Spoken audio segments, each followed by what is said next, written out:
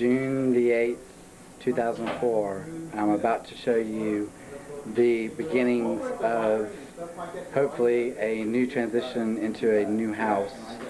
Jennifer, you'll appreciate this. Whatever you want to fit in your office, but just make sure that you have the actual boxes and stuff like that where the wires already run.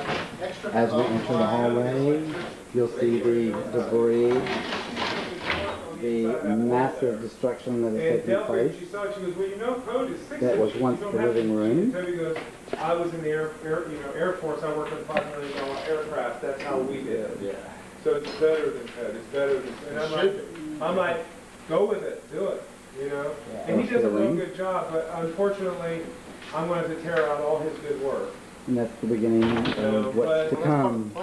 We can always use the kitchen, that's lighting in the bedroom. which hopefully look like a kitchen before too long. They won't go to waste. I promise you the lights won't go to waste. And we shall see. The wiring and all the work that he put into it, it's a learning mistake.